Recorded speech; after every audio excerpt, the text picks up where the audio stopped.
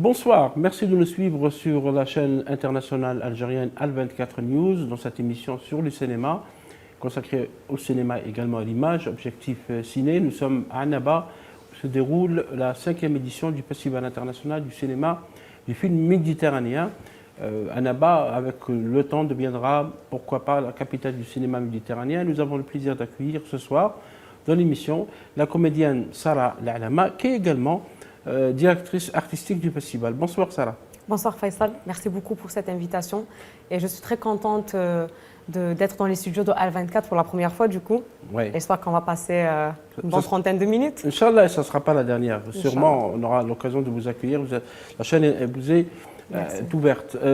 Sarah, parlez-nous de cette expérience. Je pense que c'est la première fois que vous vous occupez de la direction artistique. Avant vous, il y avait un autre comédien, c'était Hassan Kcheich, lors de l'édition 2024. Comment se fait, pour les téléspectateurs qui nous suivent, qui s'intéressent au festival, parce qu'en Algérie, vous savez qu'il y a plusieurs festivals, dont celui d'Annaba, comment s'élabore un programme artistique? Alors, tout d'abord, je voudrais parler de ce poste-là que j'occupe depuis, pour la première fois. L'année dernière, la 4e édition, donc j'ai participé dans le festival, je faisais partie de l'équipe et puis ça s'est bien passé, donc j'étais plutôt responsable j'allais dire des affaires étrangères, mais des relations étrangères plutôt. Des relations extérieures, ça c'est trop bon pour moi, affaires étrangères. Donc les relations étrangères, donc tous les invités étrangers, etc.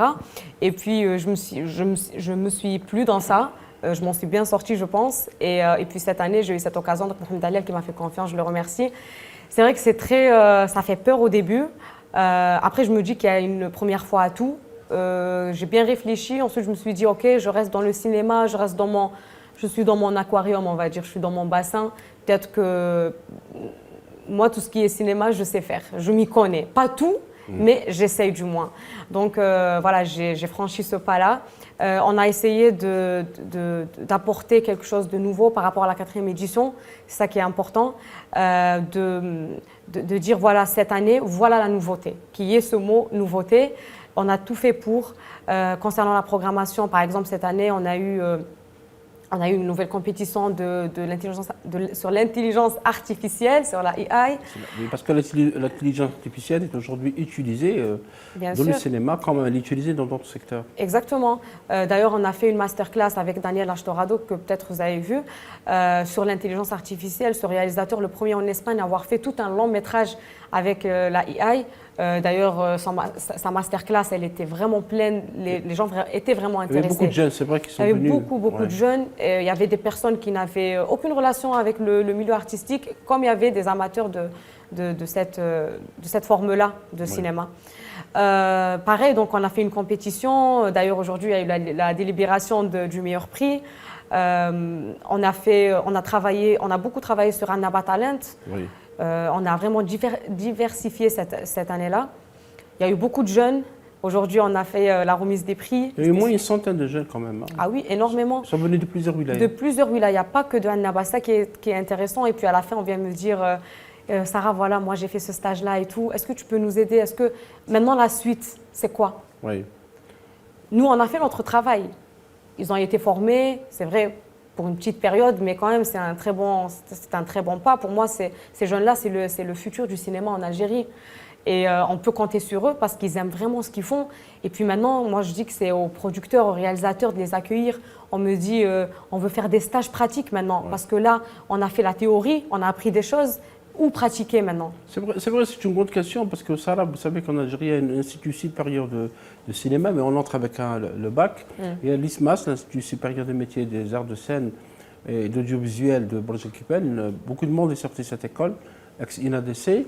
On accède aussi avec le bac, mais il y a aussi ces jeunes, effectivement, qui s'intéressent à l'actorat, qui s'intéressent à l'écriture du scénario, à la réalisation. Parfois au montage aussi, parce que le montage c'est des métiers techniques, d'où la nécessité des festivals de les accompagner, parce que l'engouement constaté au festival d'Annaba du film méditerranéen était aussi constaté au festival d'Oran du film arabe, ou même au festival d'Alger. Donc c'est d'où l'importance pour les festivals d'accompagner ces jeunes. C'est vrai que ce n'est pas la mission de former, mais c'est une mission de leur donner quelques éléments, quelques codes pour leur permettre de continuer. Bien sûr, et puis surtout, ça leur permet, parce que là on est à Annaba, on ne va pas se mentir, les gros projets se font à Alger, de cinéma, de tournage, etc. Les productions, les producteurs, les réalisateurs sont à Alger. Donc là, dans ce festival, ça leur a permis de rencontrer Mustafa Al-Arabi, de rencontrer Oussama Koubi, qui est un réalisateur et producteur. C'est un jeune réalisateur, oui. C'est ça. Il y a Najib Oulbsir qui est aussi là. Et puis il y a d'autres réalisateurs étrangers, il y a des Tunisiens, il y a Jamil Nejjar. C'est-à-dire que ça leur a permis d'échanger des contacts. Par exemple, Mohamed Ali Benjma, qui a fait aussi une partie de l'atelier acting, il a trouvé des jeunes fabuleux. Il me dit ils sont très forts, donc il a gardé leur contact. Sait-on jamais, peut-être que demain il y aura une coproduction, encore une fois avec la Tunisie, il va les appeler. Donc ça permet d'ouvrir des horizons, on va dire. Peut-être un jour ils vont travailler dans ça. Après, ce qui serait super aussi, c'est la continuité, d'appliquer ce qu'ils ont appris et qu'on prenne soin d'eux sur les plateaux de tournage, dans le futur. L'idéal, effectivement, l'idéal est que les producteurs, que ce soit privés ou publics, de cinéma et de télévision, parce qu'on produit des feuilletons, et vous-même vous avez joué dans plusieurs feuilletons, prennent aussi des stagiaires. Que ça devienne pas une obligation, mais au moins une habitude. Exactement. Parce que c'est sur les plateaux qu'on apprend. C'est vrai qu'il y a la théorie, pour par exemple prendre les images ou pour prendre le son ou le maquillage aussi, mais c'est bien de pratiquer. Donc le festival, c'est aussi ça le rôle, notamment de ce contact avec les professionnels. Cette année aussi, au festival d'Annaba du film méditerranéen Sarah, il y a aussi le Annaba Industrie. Parlez-nous de cette nouvelle section qui a été créée cette année. Alors, l'année dernière, on a travaillé sur les courts-métrages. C'était petit, on était un peu timide, c'était pas un gros prix. Donc cette année-là, on s'est lancé pour le long-métrage. C'est très important. D'ailleurs, on a eu, quand je vois les participants, c'est vraiment des gros films qui sont très intéressants. On a M.C. Boumdien, on a des... C'est-à-dire qu'il y a vraiment des très beaux projets. Donc il y avait deux sortes de compétitions, je ne sais pas si on peut appeler ça compétition. Donc il y avait les films en développement et les films en post-production. Post-production, oui. Et il y a par exemple Yamina Meshri, donc, qui travaille sur l'industrie dans les JCC, donc les journaux cinématographiques de Carthage, en Tunisie. Yamina, c'est ça. Et puis elle vient me voir le soir, elle me dit Sarah, quand j'ai vu le niveau des films, c'est juste waouh. C'est énorme. Et nous, ce qui est intéressant pour nous, c'est que demain, quand on va contribuer, on va donner de l'argent, on va dire, pour ces films-là, ils vont entrer dans des festivals. Et je souhaite que le nom de Annaba Film Festival soit là, en tant que producteur, ou enfin, je ne sais pas si on appelle ça coproducteur, mais il soit là. Oui, il est cité dans le générique. Parce que exactement. Vous avez un festival comme celui de Red Sea, en Arabie Saoudite, le Maharajan al-Bahr al-Ahmar, qui aussi contribue au financement. Il y a d'autres festivals maintenant qui le font, parce que la tendance dans le monde, c'est vrai qu'à un moment donné, le festival, c'est surtout pour présenter des films, les compétitions, les prix, aussi c'est un marché parfois pour acheter des films ou des projets. Mais maintenant, les festivals contribuent effectivement à financer, ne serait-ce qu'avec une petite somme, mais ça. On dira que ce film a été produit en collaboration avec tout à fait. le festival de Annaba, par exemple. Demain, l'année prochaine, les années à venir, du monde entier, les gens vont vouloir participer parce qu'ils savent que là, ils vont avoir de l'aide, qu'ils vont avoir de l'argent. Et nous, c'est ça le but, en fait, c'est de faire de ce festival un festival international où on entend parler dans le monde entier. D'ailleurs, d'où la nécessité de continuer, de la continuité et de travailler à longueur d'année. Donc, globalement, vous avez parlé du choix artistique. Est-ce qu'il y avait des thématiques qui se dégageaient dans le choix? C'est vrai que le choix algérien, il n'était pas très grand parce qu'on n'a pas une grosse production cette année. Le film qui a représenté l'Algérie, c'est celui de Mohamed Lakhdar Tati Binoubine, déjà projeté au festival de Red Sea l'année écoulée. Est-ce qu'il y avait une thématique ou quelque chose qui se dégageait dans les choix des films, que ce soit long métrage, court métrage ou documentaire? Alors, est-ce qu'il y avait une stratégie exacte? Non. Le but, c'était vraiment d'avoir des films de haut niveau qui peuvent concurrencer dans les plus grands festivals dans le monde. Oui. Ça, c'était notre but premier. Ensuite, par exemple, je peux vous donner le retour qu'on a eu de la présidente du jury, Revolta Pilar, qui dit « Ah, je sens que là, on insiste un peu sur la femme dans votre choix. Oui. » Et puis c'était cool, moi j'étais contente parce que c'était un petit peu mon but aussi. C'était pas vraiment voulu, mais à un moment, comme on dit, ça s'est monté tout seul. Voilà. On a essayé de donner un peu d'importance à la place de la femme. D'ailleurs, la présidente du jury qui est une femme. On a la présidente aussi du jury court-métrage, Kartiki, qui est indienne aussi, donc c'est une femme. Et donc, on a donné une plus grande place à la femme, peut-être au début sans faire exprès, et après quand c'est venu, c'était très bien pour nous. Pour revenir voilà, à la stratégie, c'était vraiment de donner quelque chose de nouveau, de diversifier. Plusieurs pays ils étaient là, participants. Peut-être cette année, on a le Monténégro qui est un nouveau pays qui nous a rejoints. Pour la première fois. Pour la première fois, c'est ça. Donc le but, c'était vraiment de faire quelque chose très large, très diversifié et d'un très bon niveau. Oui, vous avez cité Pilar Buelta, qui est la présidente du jury long métrage, qui est une chef décoratrice, qui a travaillé, qui est oscarisée, elle a eu l'Oscar en 2007 pour le film Le Labyrinthe de Pan de Guillermo del Toro. Elle a plutôt travaillé avec de grands cinéastes comme Ridley Scott ou Pedro Almodóvar. Et cette année, Almodóvar est espagnol comme Pilar Buelta. L'Espagne était l'invité d'honneur. Le choix de l'Espagne, la programmation. Est-ce que cette programmation, ce choix, a donné des résultats pour le futur, par exemple dans des travaux de cinéma ou d'échanges, de partenariat? Je pense que oui. L'année dernière, donc l'Italie était pays d'honneur. Cette année, c'est l'Espagne. Et puis, j'apprends que cette année, il y a des accords qui vont se faire avec l'Italie. C'est super cool. Peut-être que c'est les résultats de l'année dernière qui se sont faits. Oui. Et puis, cette année, on y a travaillé pour l'Espagne. D'ailleurs, l'Institut Cervantes qui nous a vraiment aidés pour cette participation espagnole. Là, on a le film de la clôture Carmele qui est en train de se dérouler en ce moment, qui est en train d'être projeté. Il y a l'ambassadeur de l'Espagne qui était présent, qui a vraiment aimé notre programme et les films qu'on a proposés. L'Espagne est là, présente, avec des films très intéressants. Donc, nous, le but, voilà, un pays d'honneur, c'est un pays avec qui on voudrait conclure des conventions, des partenariats, sachant que l'Espagne en ce moment au niveau cinéma, ils sont très très bons. Oui. Ils l'ont été déjà, mais là en ce moment de plus en plus, surtout avec en ce moment leur production Netflix. Là on parle peut-être de pas film d'auteur, mais sur Netflix il y a des films cinéma qui sont très très bons aussi. Donc ce serait bon pour nous peut-être de travailler avec eux. Oui, oui, l'Espagne, c'est un pays qui produit de 300 à 400 films par an. Énormément. Oui. Énormément. Netflix a des bureaux à Madrid depuis Casa de Papel, la fameuse série. Et effectivement, le cinéma espagnol, parfois en coproduction, et partout, pratiquement dans toute l'Amérique du Sud. Exactement. Vous trouvez la signature espagnole. Pourquoi pas un accord de coproduction avec l'Espagne, comme celui qui a été signé avec l'Italie. Nous avons aussi d'autres accords de coproduction avec d'autres pays comme l'Afrique du Sud et aussi avec la Tunisie. Le festival d'Annaba, c'est aussi un festival populaire parce qu'on a vu à Salah al-Alama que durant le festival, il y avait de l'engouement pour des films comme celui de Zéro Youssef de Mounes Khammar ou le film tunisien Jad de Jamil Najjar ou le film Binoubin de Mohamed Akhdar Tati et d'autres films. Donc il y a un public aussi qui a participé au débat.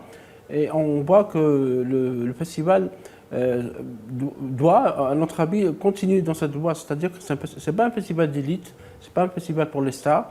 On peut jouer l'utile à l'agréable, on peut avoir un tapis rouge, des paillettes, mais on peut aussi avoir des films de qualité et des débats de qualité. Tout à fait. Là, à t'entendre dire ça, Faisal, je viens de sortir du film My Last Summer d'Anis Tanovic. My Late Summer, sorry. My Last Summer de Danovic, qui est un réalisateur bosniaque. C'est ça. Oui. Et donc, je me suis dit peut-être que la salle elle va être vide. J'avais peur. Oui. Et je rentre, la salle elle était pleine. Oui. D'accord? Donc, il arrive pour faire le débat. Et puis là, je me dis, il y a tout le monde qui va sortir. Qui connaît Danis ici? Oui. Je me pose la question réellement. Oui. Là-bas, peut-être que les gens ne le connaissent pas. Et puis la salle, elle reste pleine. Et donc, je commence à animer le débat, je commence à lui poser des questions parce que j'avais peur que le public n'avait pas de questions pour lui. Oui.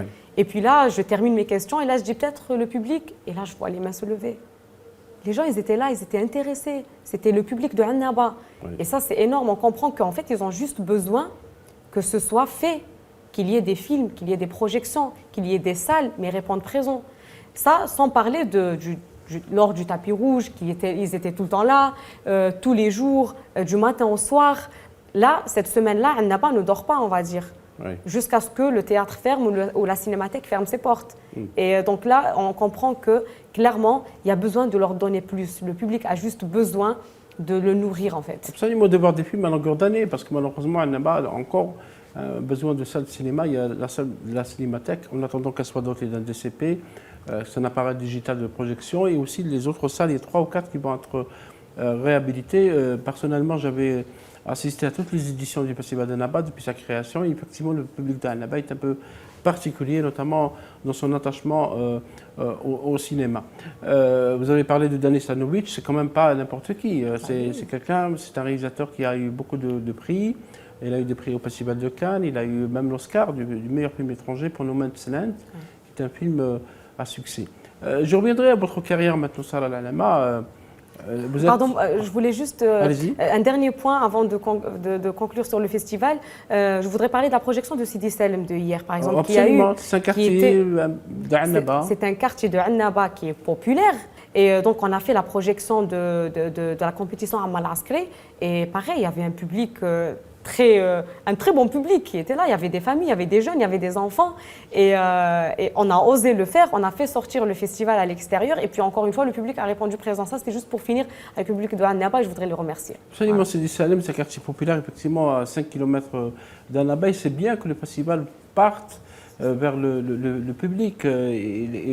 Parce que le cinéma est d'abord un art populaire par excellence. Effectivement, c'était une bonne initiative. Et aussi, durant le festival d'Annaba, et aussi depuis l'année dernière, depuis 2024, le prix Amal Askri. Amal Askri, qui est un grand cinéaste, il est natif de la région. Le choix de ce prix, de cette appellation pour ce grand réalisateur, Allah yarhamou. Moi, je pense que c'est la moindre des choses qu'on doit à Annaba. Oui. C'est de rendre hommage avec un prix. Et des fois, je me dis peut-être que c'est peu, peut-être qu'on doit faire plus. Et cette ville artistique qui a donné des artistes, qui a fait naître, et ils ont donné peut-être leur vie pour ce milieu-là. Oui. Et donc le prix Amal Askri, c'est très symbolique, très fort, et il y a de très belles participations. Donc les short docs, on a eu des très belles productions, et voilà. Donc je souhaite que peut-être les années à venir, qu'on donne plus de prix hommage aux personnalités de Annaba. Oui, absolument. Pourquoi pas. Je reviendrai à votre carrière, Sarah. Vous êtes comédienne. Vous avez fait beaucoup de feuilletons depuis 2013. Oui. Vous avez fait un peu de théâtre, il me semble, au début. J'ai fait beaucoup de théâtre au début. Oui, parce que c'est la meilleure école de l'acteur. C'est ça. Et en réalité, en vrai, quand j'ai commencé à faire du théâtre, j'ai jamais rêvé d'être actrice connue ou à la télévision. Je voulais juste pratiquer ce que j'aimais. Et pour moi, être sur scène, c'était super bien. Je jouais et puis j'étais libre et puis il n'y avait pas de caméra et c'était cool. Et ensuite, j'ai eu la chance de goûter à l'acting sur un plateau avec une caméra. Et puis là, c'était autre chose. Je me dis, ah, mais finalement, c'est super bien, j'aime bien ça aussi. C'est plus simple qu'au théâtre, parce qu'au théâtre, vous êtes face au public. C'est plus simple, mais c'est plus fatigant. C'est plus fatigant parce qu'on répète. Mais au théâtre, vous n'avez pas le temps ou le droit de répéter. Non. Vous le faites directement. C'est ça. Vous vous rappelez de la première fois où vous étiez monté sur scène ? La toute première fois, c'était à l'école, j'étais petite, il y avait les spectacles de fin d'année. Et là, je me rappelle, j'ai joué le rôle d'une serveuse. Et mon rôle, c'était rien du tout, c'était juste sur un comptoir et nettoyer. Ah, donc il y avait les grands qui jouaient. Un rôle et silencieux. Silencieux. Et moi, la serveuse qui nettoyait. Et puis je m'éclatais et je surjouais. Je nettoyais, mais un peu trop pour qu'on me voie de loin. De loin. Je voulais être vue.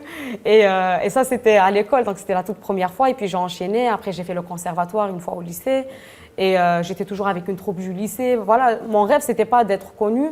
Après, en 2013, j'ai eu la chance de passer un casting en Algérie. Avec Bachir Selami. Avec Bachir Selami. Asrar al-Madi. Asrar al-Madi, c'est ça. C'était votre premier rôle. C'était mon premier rôle et c'était le premier rôle. Oui. Ce qui était énorme. C'était vraiment un coup de chance. Et après, alhamdoulilah, j'ai eu la chance de continuer. Mais c'est deux goûts différents entre le théâtre et la télévision. Et ensuite, j'ai eu la chance de faire du cinéma. Et là, encore une fois, c'était autre chose. Parlez-nous de cette expérience cinéma. Alors, la première, c'était sur le film Le Bourri. Le Bourri réalisé par Ali Aissaoui. Ali Aissaoui, qui est un grand monsieur de télévision aussi. C'est ça. Et c'était dans le cadre de Constantine, capitale de la culture arabe. 2015, oui. C'est ça. Et ensuite, j'ai travaillé sur le film Ibn Badis avec Bessel Khatib, c'est ça. Et c'était encore une fois une nouvelle expérience parce que pour moi, c'était la première fois où je travaillais avec un réalisateur étranger. Syrien. Il était syrien. Oui. Et après, j'ai fait un court-métrage qui s'appelait Le Rendez-vous. Et ensuite, j'ai repris la télévision parce que c'était là où j'avais plus d'offres, on va dire. Oui. J'ai continué sur la télé. Et puis cette année, Inch'Allah, si tout va bien, au mois de janvier, je commence un long métrage. Alors, avec qui? Je ne sais pas si j'ai le droit de dire ou pas encore. Ça va être avec Salah Issad. Il y a Salah Issad pour son film Dogmas. Dogmas, c'est ça. Dogmas, parce que c'est une histoire aussi poignante. Ça se passe durant la décennie noire, parce qu'on a il se trouve que Salah Saad était aussi à votre place dans une autre émission. Mais cette année, pour le Ramadan 2025, vous avez travaillé avec aussi un réalisateur de cinéma. Karim Moussaoui, Karim tout à Moussaoui fait. pour Les Fêtes-Met. C'est ça. Alors, parlez-nous de cette expérience parce que le feuilleton était assez bien élaboré quand même. Alors, pourquoi j'ai choisi Les Fêtes-Met, donc le Ramadan passé? Tout d'abord, l'histoire elle était un peu différente. Donc, il y avait ce jeu-là entre le passé et le présent, là, vous avez parlé de la décennie noire, on ne l'a pas tout à fait évoqué, mais c'était le message, c'était vraiment était lié à ça. Voilà. Avec Sima Belissa notamment. Exactement, avec Samia Mziane. Samia Mziane aussi. Et ensuite, la deuxième chose pour laquelle j'ai validé, c'était le réalisateur Karim Moussaoui. Karim, moi, je l'ai connu sur les films. Oui. Il a fait du très très bon travail et puis je me suis dit, ok, je suis certaine qu'il va faire quelque chose de différent à la télévision et c'était le cas. Quand on voit la manière de travailler, de filmer, comment ça s'est présenté, sa lumière, son cadre, c'était vraiment cinéma. Cinéma, absolument. Les atmosphères aussi. Il a déjà fait ça dans la série Ain Jannah, oui. Qui a été diffusée par le NTV et qui, effectivement, on sent cette réalisation, ce regard cinématographique. Vous avez aussi beaucoup travaillé, Sarah, avec Béchir Slami. Je pense que vous avez fait 3 feuilletons avec lui. Au début, oui, j'en ai fait 3 avec Béchir Slami. Après, j'ai travaillé avec Ammar Tribesh. Ensuite, je suis partie vers... Enfin, je suis partie, non, mais j'ai été en Tunisie, donc lors de la coproduction de Masha'ar. Et là, j'ai passé 3 ans en Tunisie avec Mohamed Gok, qui est un Turc. Qui est un réalisateur turc. C'est ça, donc on a fait les 2 saisons de Masha'ar plus Millionnaire. Avec Hassan Keshesh. Avec Hassan Keshesh, c'est ça. Et donc ça s'est super bien passé. D'ailleurs, ce feuilleton-là, c'était vraiment un tournant pour moi. Oui. On me voit pour la première fois dans un cadre ou dans une image différente de ce que j'ai donné auparavant. Et puis même la qualité de l'histoire, c'était vraiment quelque chose de nouveau en Algérie. C'était plutôt turc qu'algérien d'ailleurs, c'est ce qu'on disait. Donc voilà. Et là, maintenant, arrivé à ce stade-là, pour 2026, ce que j'ai besoin vraiment de quelque chose de nouveau encore, qui soit comme un nouveau tournant par rapport à Masha'ar. Un autre drôle, parce que dans Masha'ar, tout le monde se rappelle de cette scène où on voit la mariée fuir un mariage avec la robe de mariée. Et c'était vous. Celui qui allait vous martyriser, c'était Nabil Asley, qui jouait un autre rôle. Et vous allez fuir l'Algérie vers la Tunisie. Vous allez vous retrouver chez une famille riche avec Hassan Keshesh qui est le père, une famille tunisienne qui vit très bien, et puis l'histoire va évoluer. Et en 2 saisons, c'est vrai qu'il y avait une belle continuité entre la saison 1 et 2. Et vous savez, au milieu, il y avait Le Millionnaire qui était plutôt une série comique. Oui, tout à fait. Presque les mêmes comédiens de Masha'ar, presque, pas tous. C'est ça. Alors, la période de Millionnaire, c'était lors de Masha'ar 2. Oui. Donc on était déjà là, on se connaît très bien avec le réalisateur turc qui était déjà en Algérie en 2018. On a fait un feuilleton après qui s'est arrêté, etc. Donc il n'a pas été diffusé. Oui. Mais on se connaissait. Tilkal Ayyam, exactement. Et donc on a continué sur Masha'ar, ensuite saison 2 de Masha'ar. Et là on a fait Millionnaire. Il nous restait un peu de temps. C'était au bout de, je crois, il restait 5 semaines. On a fait ce tournage-là. C'était la période du Covid. On ne pouvait pas vraiment trop bouger, donc on a continué avec l'équipe qu'il y avait. Et c'était une histoire très, on va dire, très sympa, qui avait bien marché au bout de 15 épisodes. C'est dommage qu'on n'a pas fait la suite d'ailleurs. Tout le monde en parle jusqu'à aujourd'hui. Ce qui était bien pour moi, c'était la première fois on me voit dans un look différent, dans un personnage différent. Comique, cette fois-ci. Comique, c'est ça, assez comique, ouais, c'était super sympa. Et puis même, on a vu un côté un peu, bon, je ne vais pas dire orgelin, mais hyper cool. Et ça, ce côté-là, je l'ai en vrai, en fait. Et que je cachais tout le temps dans mes rôles dramatiques, où on me voit la jolie fille sympa et tout, l'amoureuse, etc. Donc là, c'était vraiment différent pour moi. Vous êtes plus à l'aise dans le rôle comique ou dramatique? Parce qu'on connaît Salah Al-Allama surtout dans le dramatique. C'est ça. J'ai fait beaucoup de drama. J'ai essayé le comique, ça a super bien marché dans ma tête pour moi. J'étais super cool dedans, j'étais super bien. Maintenant, je voudrais... en fait, je suis à l'aise dans les deux, mais dans le futur, je voudrais faire peut-être plus de comique parce que je me dis qu'au final, on passe de meilleurs moments lors du comimique. Dans les coulisses, on s'amuse bien, on rigole dans les coulisses et sur scène aussi. Est-ce que vous avez le temps de voir ce que font vos autres collègues, consoeurs dans la télévision, dans les feuilletons? Vous regardez les autres feuilletons? Oui, comment?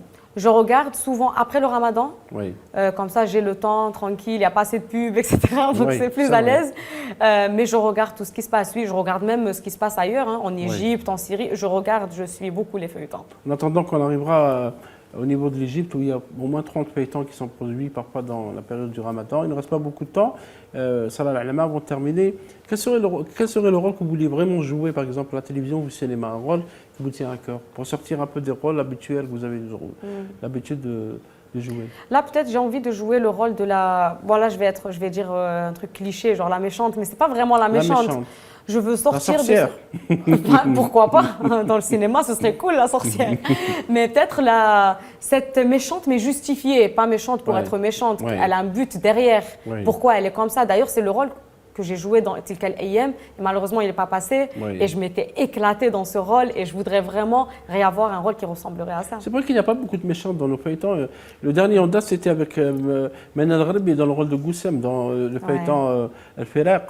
C'est vrai que quand on connaît Mena El-Gharbi comme chanteuse, comme comédienne, elle n'est vraiment pas celle qui est méchante. À l'époque, il y avait la Yarhama Farida Sabonji, mais qui n'était pas vraiment méchante. Mais c'était des rôles, c'est parfois qui sont compliqués. Moi, ce que j'aime bien, Faisal, c'est vraiment ces rôles-là de méchant, mais qu'on aime, qui est attachant. Oui. Et ça, souvent, on le trouve dans la formule turque. Oui. En Algérie, ça n'existe pas vraiment chez nos scénaristes. C'est vrai. Ce méchant-là, mais on s'y attache, on l'aime et on devient fan de ce méchant. Donc moi, je rêve de ce genre de rôle. Mais c'est vrai que parfois, dans nos feuilletons, on n'aime pas les méchants ou les méchantes. On les déteste tout de suite parce que c'est à cause de l'écriture, peut-être. C'est ça, parce que c'est pas justifié, sa méchanceté n'est pas justifiée. Pourquoi il est comme ça? C'est vrai. Et vous-même, vous n'êtes pas méchante, Salah al-Ulama. Non, pas du tout. Merci beaucoup d'avoir accepté Merci, l'invitation de notre chaîne, de notre émission. En espérant bien sûr vous retrouver, Inch'Allah, dans d'autres occasions. Avec grand plaisir. Merci Faisal, merci à toute l'équipe. Merci à vous de nous avoir suivis et à très bientôt.